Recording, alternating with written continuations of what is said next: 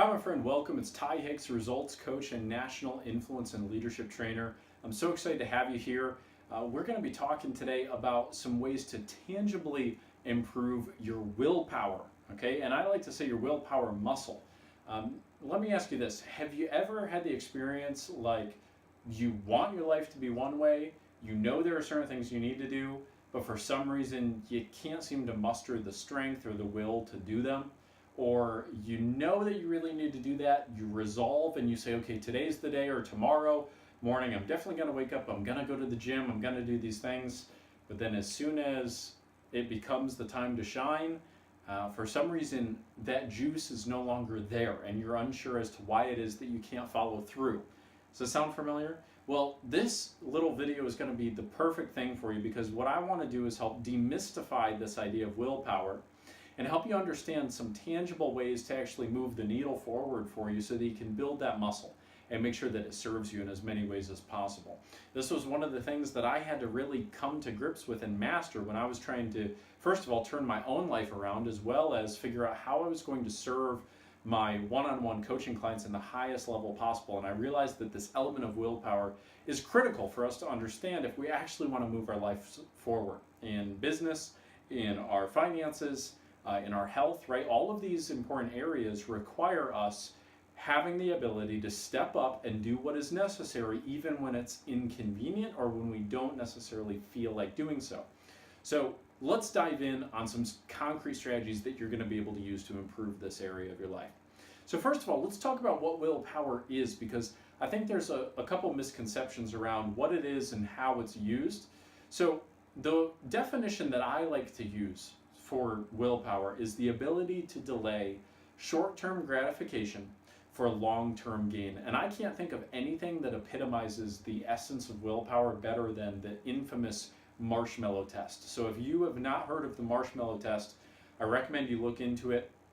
The marshmallow test was devised as a way to see if determining whether or not a kid was able to resist eating a marshmallow for a given period of time for the promise of a second marshmallow, if their ability to pass that test would have any consequences for them later on in life. So they would sit a kid down in the study room, they'd have a marshmallow in front of them, they would say, okay, great, you can have this marshmallow, you can eat it if you want to. I have to leave the room for 5 minutes, I'll be back, and if the marshmallow is still there, I will give you a second marshmallow. So the kid now has the choice of either eating the first marshmallow now or delaying the gratification for a long-term gain. And interestingly, what they found out was these kids that were able to delay gratification the longest were the individuals who, when they followed up with them 10, 20, 30, 40, 50 years later, had the highest scores on their SATs, they got into the top colleges, they had the highest grades, they ended up getting higher paying jobs, they ended up being more successful in life in almost every area. So this essence of willpower is very critical. If we do not develop this muscle, whether it's at young age or at older age, it's going to affect us in very significant ways, as I'm sure you can relate in your own personal circumstances. So the ability to delay short-term gratification for long-term gain. So your entire life is filled with marshmallows, but they're of different variety, right? I mean, are you going to go to the gym, or are you going to turn on Netflix, right? Netflix becomes the marshmallow. Or simply just not going to the gym becomes the marshmallow. Are we going to wake up and get excited about life, or are we going to hit the snooze button? That becomes a marshmallow, right? Your life is filled with thousands of little marshmallow tests throughout every single day. And they're all testing whether or not you're going to give in to the short-term gratification now, or if you're willing to do what is necessary, even if it's inconvenient, in order to better the circumstances of your future self. So that's what we're talking about here, and that's what we're focused on trying to get better. Now, another definition that we might be able to say, which I actually like probably even more, is the ability to act in accordance with your values when your impulses conflict with your values. So, in other words, if, for instance, you value health, you've told yourself, look, being in shape, losing weight, being healthy, those are priorities of mine. That's a value that I have. That's something I want to honor. That might be something that you feel deeply intrinsically. Now the question is going to be, when it comes time to go to the gym, do you do it? Now when you do it, when you do muster the willpower and you actually do it and you push through the workout and you don't give up early and you actually make it happen, at the end of the workout you probably feel fantastic, right? You probably feel deeply fulfilled because you have acted in accordance with your values. However, when you tell yourself that health and energy and all those things are things you value, and you know you need to go to the gym, but instead you stay home and watch Netflix, you probably don't feel too good about yourself at the end of the day, right? Because you acted in a way that was more convenient, but it was not congruent with your values. So willpower is not just about us figuring out how to be brutishly able to push through the challenges of life, right? We're not just learning how to become thicker skinned. We're actually learning how to remove friction in a very real sense, because we're learning how to remove hesitation from our life. We're learning how to see an insight, see an impulse, a proactive impulse that is, that's goal oriented, and to take action on it, to not let our self-critical mind step in, piece apart the decision, and get us paralyzed from taking action. And I know you can relate to what I'm talking about here, right? So what we want to do is figure out how you can become the master of your circumstances, how you can become the joyous master of your circumstances, and how you can remove that friction from that process, how you can know when you need to do something and just do it and go and take action on it immediately. That's what we're going for here. All right, so let's talk about these 5 strategies that are going to help you do exactly that. So first of all, the one thing that you've got to be able to understand about willpower is it's limited, meaning it's like a muscle. So you can train it, you can grow the muscle, but at any given time you only have so much willpower, and they have proven this beyond a shadow of a doubt. One quick example is judges who are, considering trials, give more favorable sentences to individuals that they hear the cases of earlier in the day. As they hear cases later in the day, their ability to pay attention, to parse through the details, and the ability to make just rulings diminishes. And it's nothing against judges, it's just a scientific fact about willpower in the human brain. They've also found that if you have a bowl of steaming hot cookies right in front of you and you are not allowed to eat them, that your willpower will be diminished later on, and your ability to persist in written tests has actually gone down. So when you use up willpower in one instance, you're not able to use it in an instance immediately following that. But again, you can overall increase your range of willpower, and that's what we're going for. So let's talk about how willpower actually works. So the one thing that you need to understand about willpower is there is a hot system and there is a cool system in your brain. Okay, this is the easiest way to think of it. The hot system is when you see that marshmallow and all of a sudden you're activated. Your system is hot, meaning you want to take action. The impulse is there. You want to go forward towards the impulse. So what we've got to be able to do is we have to be able to cool down the hot system, and we also have to heat up the cool system. The cool system means looking at that marshmallow test and realizing, well, wait a minute, but if I don't eat the marshmallow, I'll actually be able to get a second marshmallow later.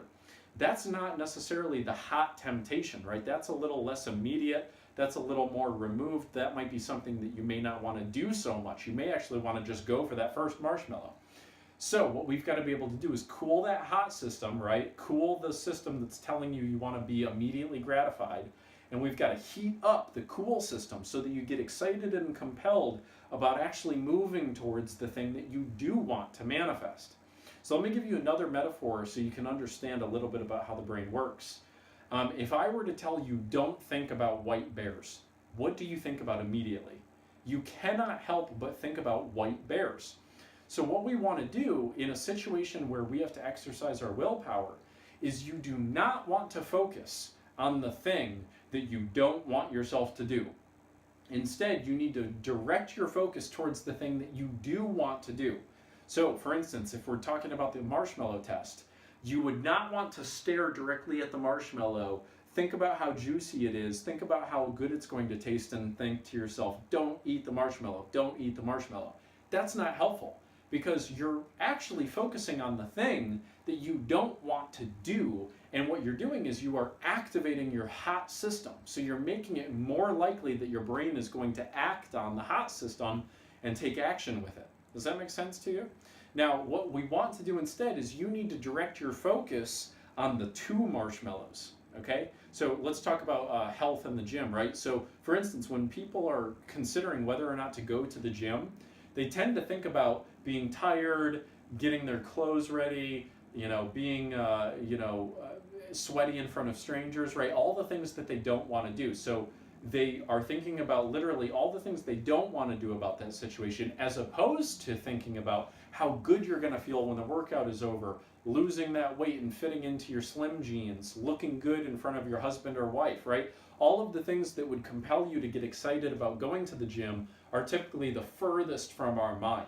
So the big first insight you've got to understand is you've got to take notice of what is your hot system in a given situation. What is your cool system? What are your 2 choices, right? Short-term gratification, long-term gratification over here, right? So you need to cool down what is hot, and you need to heat up what is cool, and make that one more exciting to you. And then all of a sudden, when your focus is oriented on that, it'll be that much more easy to exercise the willpower that you need to do. It won't even feel like you're actually doing a lot of work. It will feel like you're moving towards the thing you naturally want to move towards. Does that make sense? Let me give you one final metaphor that I think will clear this up for you. So if you're driving down an icy patch of road and your car starts to spin out of control, what is tempting is that you want to look at the tree or the telephone pole that you're worried you're going to hit. It's very tempting to want to look at where you don't want to go. But the problem is when you look at where you don't want to go, your mind, your body, every resource that you have available to you literally steers you directly into that telephone pole. They've done studies on this and have shown that when your focus is oriented in the place, even if you don't want to go there, that's where you end up driving to automatically. But instead, if you are able to turn your head consciously away from the impulse and you're able to look at where you actually want to go, then now all of a sudden your mind, your body, your nervous system, everything, your full focus is able to direct you consciously and unconsciously to where you want to go, to safety, that is. So, similarly, what you want to understand about this whole situation is wherever your focus goes, energy flows, as Tony Robbins would say, right? Meaning, if you're focused on how juicy that marshmallow is, if you're focused on how good it would feel to just watch Netflix, that's what you're going to do. But instead, if you're focused on the 2 marshmallows, or you're focused on how good you're going to look as soon as you get in shape for your wedding photos, then that becomes the thing you become compelled to do. So if you learn how to master this process, then you start to learn how to master the essence of willpower. I hope that makes sense. It's going to take practice for you to get really good at this, but that's the basic big picture that you need to have. So focus on what you do want, not what you don't want. That's strategy number 1. All right, number 2. You need to become better at inoculating yourself to temptation. Okay, so believe it or not, you can actually train your willpower muscle to resist temptation on a regular basis. So they did a study. What they did is, if you take a small bowl of candy, if that's your vice, let's say you're just popping a lot of candy throughout the day. If you put a small bowl of candy out where it's, maybe not like right in front of you, but you can see it, it's viewable, or you have to pass it in the hallway many times, what you'll be able to do is you'll be able to start training your don't muscle. Okay, so when we think of the context of your willpower muscle, think that you have a do muscle and a don't muscle. Your do muscle is the muscle that gets you to do the things you don't necessarily want to do right up front. Your don't muscle is your ability to say no to those temptations and impulses. So what you do when you have like your bowl of candy, or you have that small temptation around, provided it's not a super hot temptation, right, is you literally get better at training your don't muscle. So you literally are able to walk past the candy and you say don't, and it becomes better and easier for you until it's not even much of a problem. So in the context of your situation, of whatever you're trying to apply your willpower to, you need to think of a way that you're going to be able to train your don't muscle or your do muscle so that you can inoculate yourself to temptation. But if you do this, you increase your willpower over time. Okay, it's a very powerful strategy. All right, number 3, meditation is scientifically demonstrated to increase people's ability to demonstrate willpower. Now, it may seem like a wonky thing. You might think, how in the world is that possible? But here's how it's possible. Meditation, okay, get rid of your preconceptions of what it is. Maybe you meditate regularly, chances are you don't, okay? But a lot of people have a weird feeling about meditation. They think it's a little woo-woo stuff, they're not sure what it actually can provide benefits for. But I'm telling you, meditation is actually one of the most common activities of high performers throughout the entire world. Okay, meditation does a lot of really exciting things for you. Helps you be less anxious, helps you calm your thoughts, helps you get intentional about your days, helps you feel more grateful and more resourceful. But in the context of willpower, what they found is people who meditate regularly are able to demonstrate higher degrees of willpower. Because when you are meditating, what you're doing is you are bringing your attention and your focus to one channel. You are dedicating your focus to your breath. Okay, so an easy way to do this, if you're new to it, is just simply breathe deeply. And as you breathe deeply, count your breath. Okay, so as you breathe in deeply, you would follow your breath all the way in. You would bring your attention to your breath and follow it all the way up. And you would count silently 1. And then you would breathe out and follow your breath all the way down, bring your attention to your breath all the way down, and count 2. And then you would do this, and I do this up to 100 breaths typically is my standard meditation. That ends up being about 8 or 9 minutes. So it's a nice little small period of time. Now, if you lose count, just start over. That's the whole point. Don't beat yourself up. Eventually, you'll be able to count to 100 breaths and maintain a centered composure with no problem whatsoever. And what this does, because you're literally training your mind to be focused in one spot, it enables you to have that much more control over your focus and your willpower. Try it, it works, I'm telling you. Look, now you might be thinking, well, that's something that worked for somebody else. Maybe it works, maybe it doesn't, but I don't really want to do it. Okay, well look, here's the real challenge for you. Do you want to keep pretending you have all the answers, or do you actually want to model what has been proven to be successful? Right? My suggestion is you do the latter.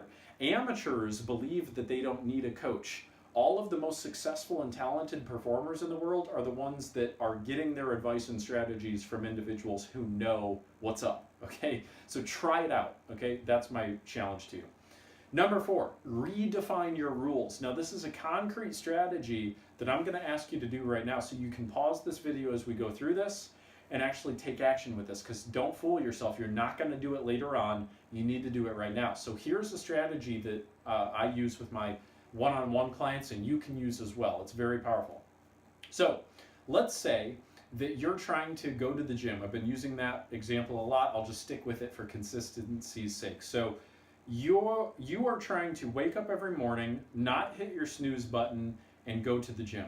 So first of all, the first step in doing this is you want to figure out what your current stimuli, let's call it actually cause and effect, okay? You want to figure out what your current cause and effect patterns are.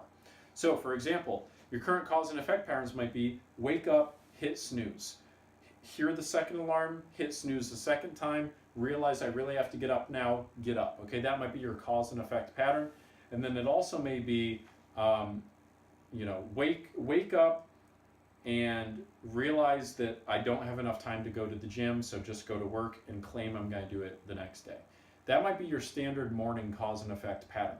So now what we want to do is we want to redefine your rules, meaning we want you to create an if-then plan for the next time that cause or the stimuli emerges, and you're going to create a new intentionally designed if-then plan for how you're going to act now in response. Okay, so for example, instead of waking up and hitting snooze, I will wake up and immediately get out of bed and brush my teeth.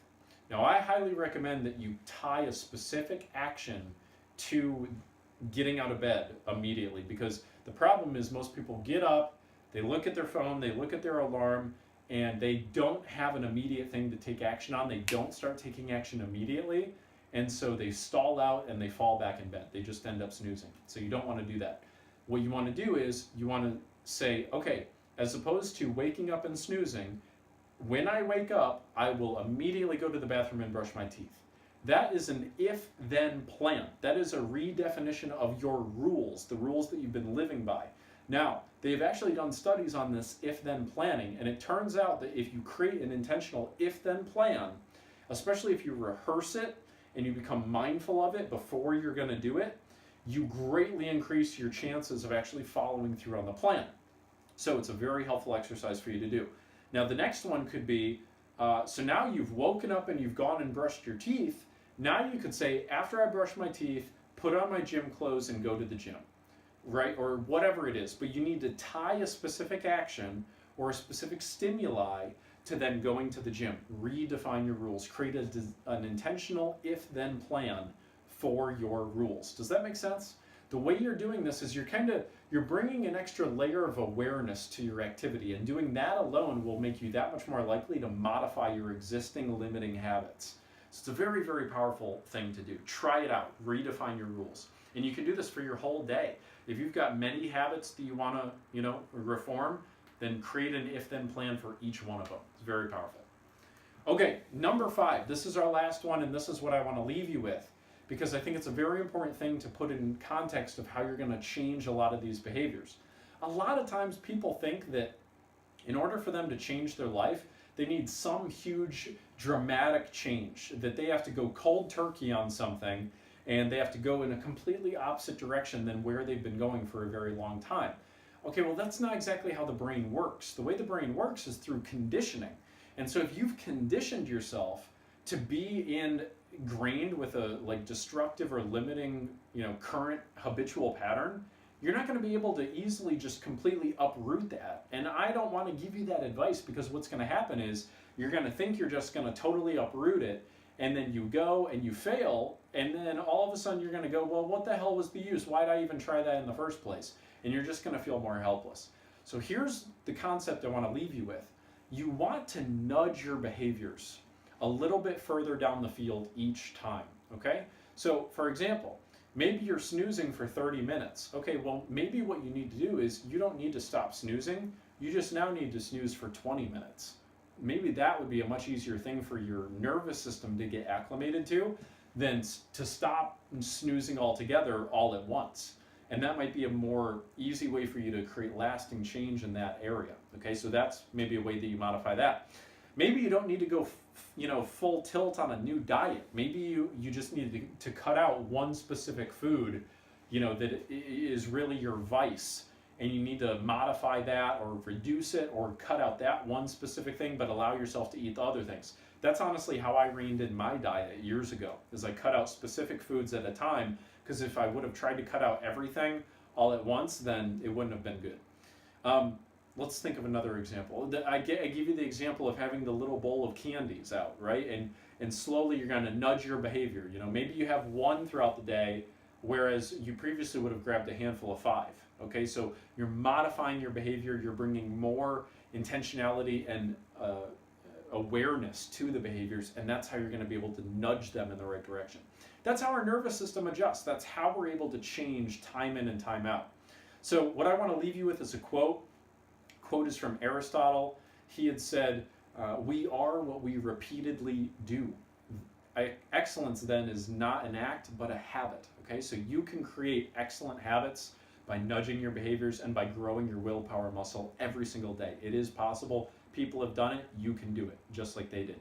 My next video I want you to keep an eye out for, because I'm going to be talking to you about 6 steps to create lasting motivation. I'm sure you've probably had an instance in your life where you got motivated, you got excited, and then it went away. So I want to show you some of the science of how motivation actually works, how it's created in the mind, how it goes away, and how we can get it to last. Okay, so you can feel excited and passionate on a regular basis, and you can maintain that motivation to follow through on these activities that you're starting to turn around. So keep an eye out for that. I hope you enjoyed these 5 strategies to increase your willpower. Thanks for being with me.